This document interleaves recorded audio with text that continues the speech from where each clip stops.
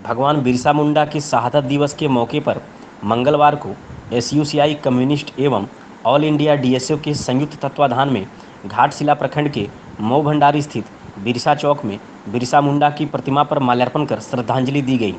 साथ ही उस इलाके के 30 जरूरतमंद परिवार के बीच खाद्य सामग्री का भी वितरण किया गया।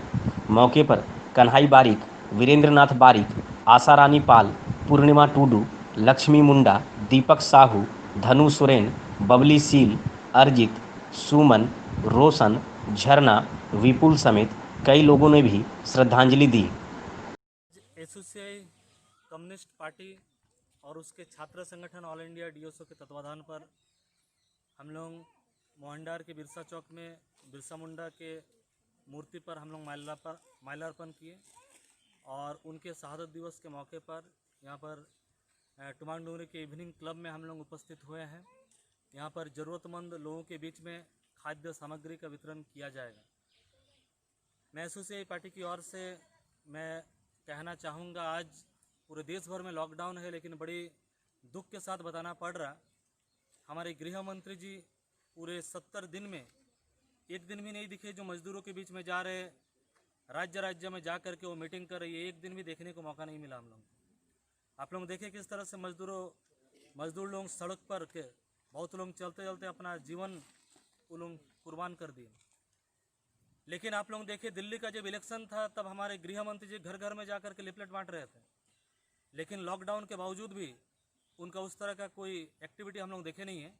और अभी बिहार में इलेक्शन आने वाला है, वर्चुअल इलेक्शन कैंपेनिंग बिहार में वो आए हैं, वहाँ पर इलेक्शन कैंपेनिंग कर रहे हैं। बीजेपी अभी फिर से जाएगी, वेस्ट बंगाल में जाएगी और इलेक्शन कैंपेनिंग करेगी। आप लोग देख रहे हैं किस तरह से गुजरात में जो एमएलए है उसका खरीद फरोख्त स्टार्ट हो गया। लोग लॉकडाउन से परेशान है, पूरा देश बेरोजगारी की समस्या से जूझ रही है, भूखमरी से जूझ रही है, लोग मर रहे हैं। लेकिन बीजेपी पार्टी किस तरह से इलेक्शन का कैंपेनिंग कर रही है। लॉकडाउन करने में जो विलम्ब हुआ, आप लोग जानते हैं किस तरह से एमपी का जो वहाँ पर एमएलए को खरीद बिक्री करके वहाँ पर नया गवर्नमेंट बनाने को लेकर के बीजेपी वहाँ पर मस्ती बोल करके लॉकडाउन लेट हुआ और इसी के कारण आज पूरे देश को ये भुगतना पड़ रहा। लेकिन आम जनता एकजुट ना हो जाए बोल करके जगह जगह में उन लोगों को हिंदू मुस्लिम के आधार पर उन लोगों को बांटा जा रहा और ये बोला जा रहा है जो विपक्ष लोगों को भड़का रहे। अगर विपक्ष लोगों को सचमुच अगर भड़का रहे हैं तो बीजेपी पार्टी इतना दिन क्या कर रही है। आज आप लोग देख रहे हैं हर दिन देश में 10,000 से ज़्यादा लोग आज संक्रमित हो रहे हैं, क्योंकि टेस्टिंग हम लोग बढ़ा चुके हैं। यही टेस्टिंग अगर स्टार्टिंग काल में अगर टेस्टिंग अगर होता तो 1 महीना 21 दिन के अंदर जो WHO का जो प्रावधान है, 21 दिन के अंदर हमारा देश में बहुत हद तक हम लोग कोरोना को हम लोग मिटा सकते थे। लेकिन खाली लॉकडाउन करके देश को छोड़ दिया गया इसी तरह से, और इसी के चलते आज देश का हालत है। देखिए 70 दिन के बाद भी कोरोना कंट्रोल का नाम तो कहीं पर नहीं है, वो बढ़ते जा रहा है। और अभी हम लोग का देश में अनलॉक हम लोग चालू किया, अनलॉक 1, अनलॉक 2 और धीरे धीरे अनलॉक हम लोग जाएंगे। इसलिए मैं आम जनता से गुजारिश करूंगा, एसोसिएशन कम्युनिस्ट पार्टी जो एकमात्र आंदोलन की जो पार्टी है, हम लोग खाली खाद्य सामग्री का वितरण नहीं कर रहे हैं, जनता से ले रहे, जनता का पैसा से ही हम लोग आम जनता के पास जा रहे, जरूरतमंद लोगों को खाद्य सामग्री हम लोग दे रहे हैं, साथ साथ उन लोगों को एकजुट कर रहे और ये उन लोगों के पास एक मैसेज पहुंचा रहे हैं जो इस तरह से अगर संगठित अगर हम लोग ना हो, संगठित होकर के गवर्नमेंट के विरुद्ध में अगर आंदोलन अगर ना करे, खाली अगर ये देखते रहे जो गवर्नमेंट हमारे लिए कुछ करेगी तो हम लोग धोखे में रह जाएंगे। तो इसीलिए हम लोग को एकजुट होना पड़ेगा। और अंतिम बात मैं बोलना चाहूँगा बड़ी खेद के साथ, आज बीजेपी पार्टी के लोगों को भी आप लोग देख लीजिए, स्टार्टिंग में मोदी आहार नाम भी दे दिया गया, मोदी आहार का वितरण कर रही थी। मोदी आहार मीन्स हम लोग का पैसा से ही जो सरकार बांट रही है, लेकिन उसमें भी प्रचार क्या, मोदी आहार का नाम से बीजेपी पार्टी लोग यहाँ वहाँ खिचड़ी बांट रहे हैं, बोल रहे मोदी सरकार दे रही है। सरकार दे रही है का मतलब क्या, आम जनता का टैक्स का पैसा से जिस तरह से सरकार को देना चाहिए था, क्या उस तरह से दे रही। आप लोग देखिए जर्मनी में, आप लोग देखिए फ्रांस में, देखिए अमेरिका में, देखिए इटली में, देखिए सरकार डायरेक्ट वहां पर आम जनता के पास हजारों पैसा वहां पर दे रही है, हजार डॉलर वहां पर दे रही है। लेकिन यहाँ पर देखिए आम जनता के खाता में डायरेक्टली कोई पैसा जा रहा है क्या, 20 लाख करोड़ रुपया, उसमें से तो 10 लाख से ज़्यादा करोड़ रुपया बैंक के पास है, बैंक से आपको लोन लेना पड़ेगा और बाद बाकी पैसा का कोई हिसाब ही नहीं है।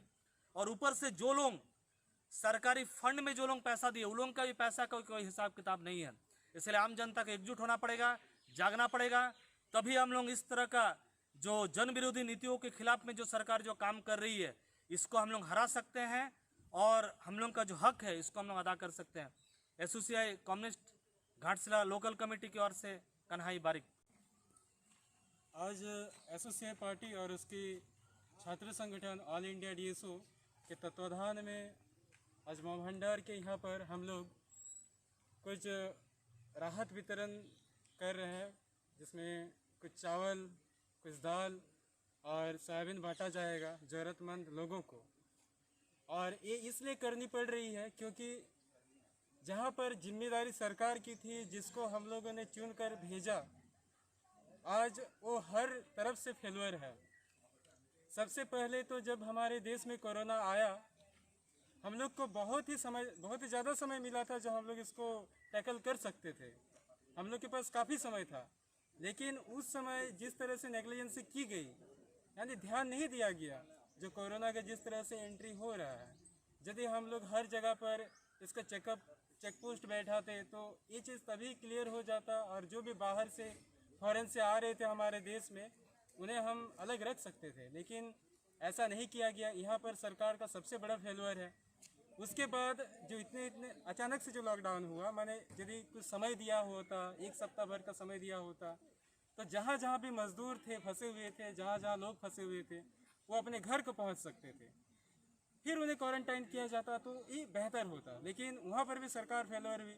अचानक से लॉकडाउन कर देना बहुत लोगों के लिए बहुत ही ज़्यादा प्रॉब्लम हो गया। हम लोग देखे जो किस तरह से मजदूर वेट किए, 48 दिन तक वेट किए, जो हाँ अब ठीक हो जाएगा तो हम लोग फिर बाहर निकलेंगे, हम अपने अपने घर जाएंगे। जैसे तैसे थोड़ा बहुत खा करके अपना जो रोजगार था उससे भी उनको छटनी हो गया, लेकिन फिर भी जैसे तैसे उन लोग रह गए वहाँ पर। लेकिन उसके बाद जो उन लोग का प्रॉब्लम का जो सिलसिला स्टार्ट हुआ, जैसे वहाँ पर जो रह रहे थे वहाँ पर मकान मालिक उनको घर से बाहर निकलने को बोल रहा था, राशन नहीं था कहीं पर भी।